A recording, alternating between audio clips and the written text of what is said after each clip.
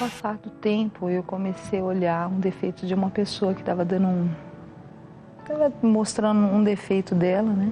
Que nós todos temos defeito, né? E eu comecei a olhar para aquilo e aquilo começou a me incomodar. Eu achava que não tinha que ser daquela maneira e eu comecei a me afastar da igreja até eu não ir mais. Eu comecei a ouvir vozes, a ver vultos, a não dormir à noite. E uma coisa que me chamou, que hoje, né, chamou muita atenção, eu comecei a engordar demais. Meu filho já não podia mais conversar comigo e tudo que ele falava comigo eu tinha vontade de bater nele. Aí começaram as brigas novamente em casa.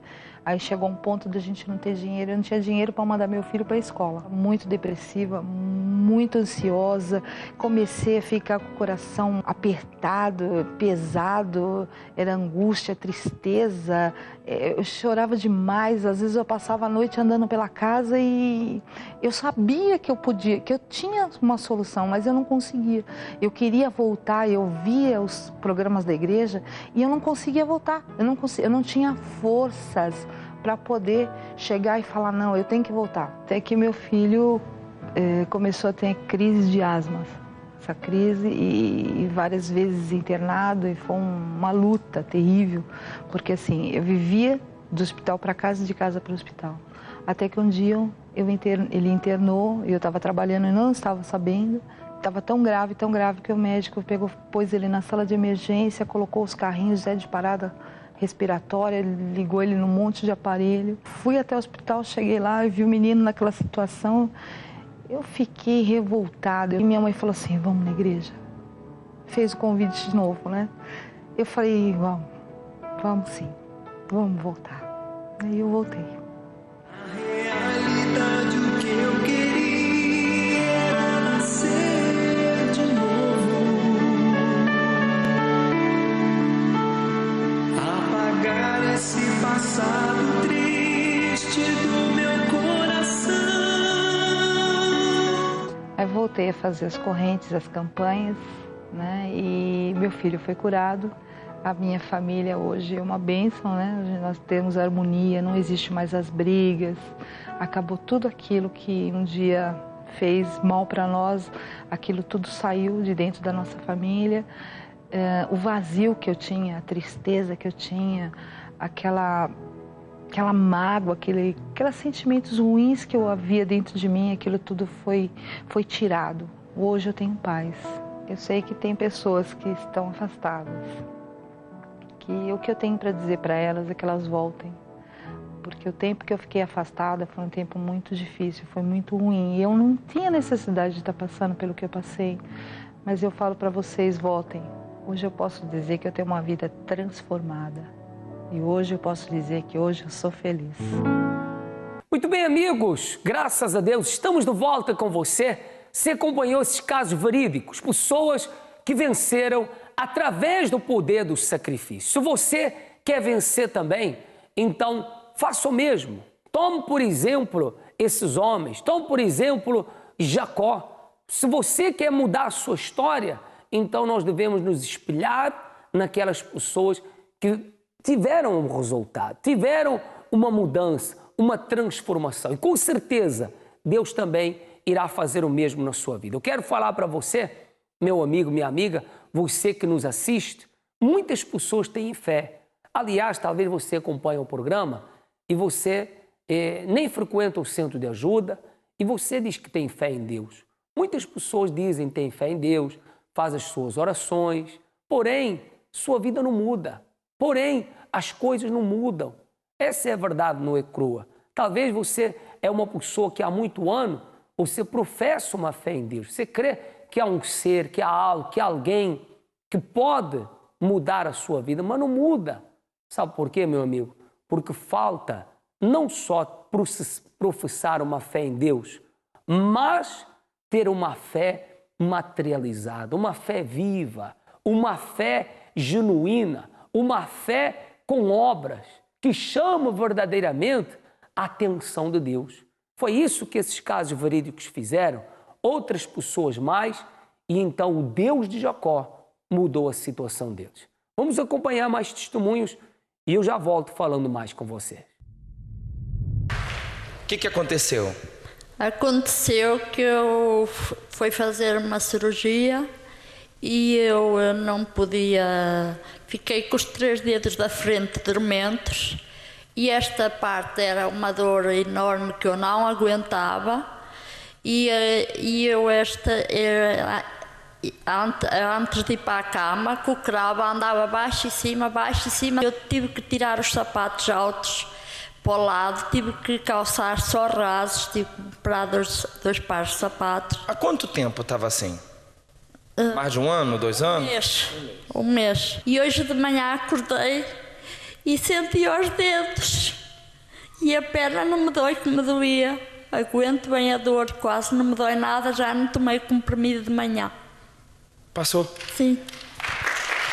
Você vê quando você usa a fé que está dentro do Senhor da senhora, o que acontece? Se você usar essa fé, talvez você nunca usou, talvez você nunca colocou 100% sua vida no altar de Deus e você conhece Deus de ouvir falar, de acompanhar nesses testemunhos. Talvez você se pergunte, Bruno, será que Deus pode fazer o mesmo na sua vida? Não só pode, como quer.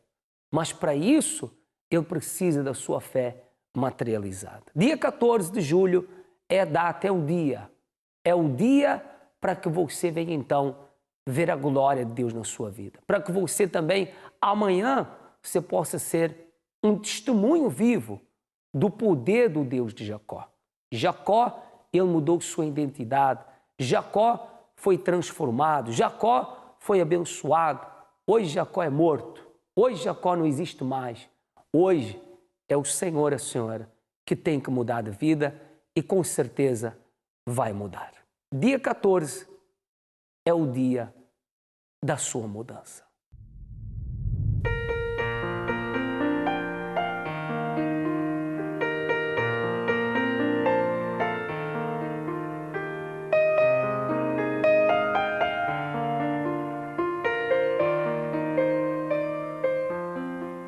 Eu vim de uma infância muito triste, né? Porque o meu pai, ele era alcoólatra, meu pai bebia demais e quando ele bebia, ele se transformava, ele ficava muito violento. E muitas vezes eu vi minha mãe apanhar, né? Ela ficava com o nariz, a boca sangrando e aquilo era muito triste para nós. Porque os filhos vendo a mãe sofrer, eles crescem assim tristes, né? Tudo com medo. Minha mãe era muito submissa e o meu pai, ele era um homem bom, mas quando ele bebia, ele se transformava. A gente tinha que arrumar umas roupas, pegar as crianças e sair de porta em porta para pedir um abrigo. E muita gente batia a porta no rosto da minha mãe, falava que não ia nos dar abrigo, porque meu pai era muito violento, que se ficasse sabendo, ele ia lá e quebrava toda a casa dos vizinhos.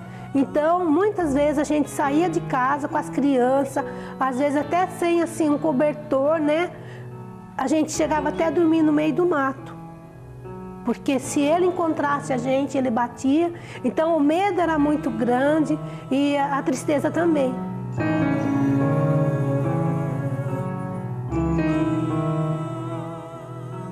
Cresci uma pessoa triste, uma pessoa depressiva. Eu tinha uma tristeza profunda dentro do meu coração que nada me alegrava. E foi assim que eu conheci o meu marido, né?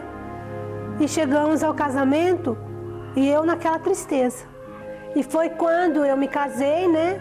Achei que eu ia ter uma vida diferente, uma vida nova, mas a tristeza continuou. Porque além de eu ser aquela pessoa triste, o meu marido também bebia. E quando ele bebia, ele não ficava tão violento quanto o meu pai, mas também mudava, ele era muito bravo. E muitas vezes a gente brigava a ponto de se pegar nos tapas mesmo. E aquilo para mim foi aumentando mais a minha tristeza, porque eu via no meu casamento uma oportunidade, né, de eu mudar de vida. E não aconteceu. E logo após 1 ano de casado, eu tive uma gravidez. Dessa gravidez eu tive 2 filhos gêmeos, mas eu continuei triste. Triste porque o casamento não era aquilo que eu esperava. E uma amiga, né, vendo a minha tristeza, ela me chamava, me convidava para ir um dia conhecer a igreja dela.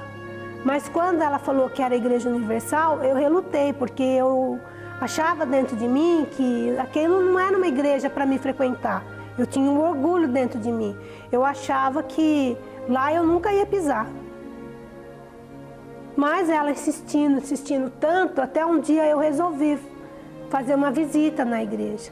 E chegando lá, eu comecei a participar, eu gostei, né? E eu fui me transformando.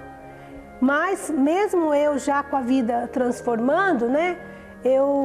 Um certo dia eu fui fazer uma visita de rotina ao ginecologista e ele constatou que eu estava com uma doença grave.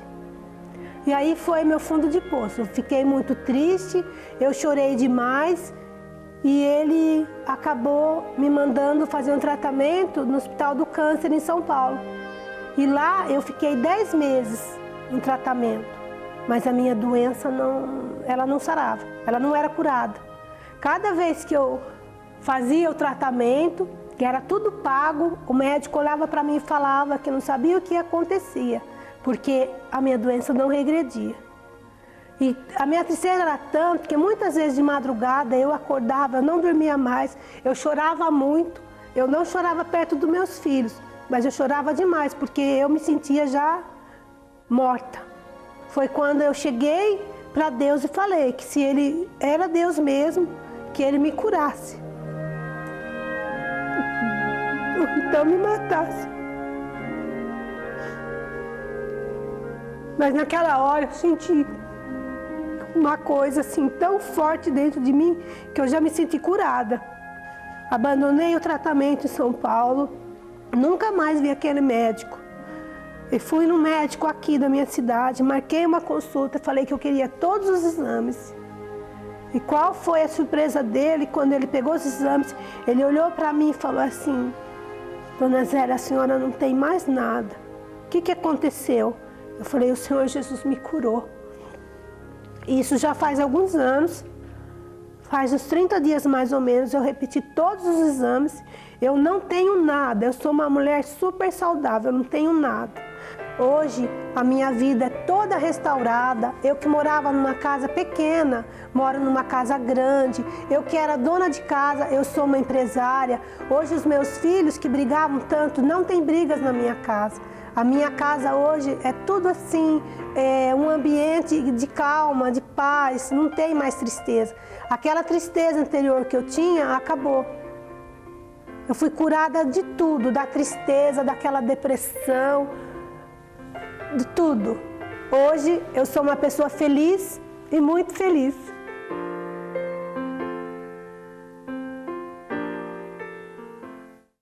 Muito bem, chegamos aos minutos finais da nossa participação e eu quero dizer para você que venha determinado. Dia 14 nós estamos falando que será o grande dia, o dia que você vai ficar a sós com Deus. Um dia em que sua identidade, seu nome, ou aquele nome talvez de que era pessoa que não vencia, que não avançava na vida, um nome de sofrimento, vai se converter num nome de sucesso, de vitória, de conquista. É isso que vai acontecer. Aqui no Luxemburgo, em 3 centros de ajuda, em Ville, em Ettelbruck e em Esch, em toda a Europa e no mundo, você pode procurar o centro de ajuda e mudar também a sua história. Para mais informações, você pode ver aqui no rodapé ou então ligar para a linha Amigo 24 horas. Tá certo? Esse amigo vai ficando por aqui. Foi um prazer estar com você. Um forte abraço e até a próxima oportunidade.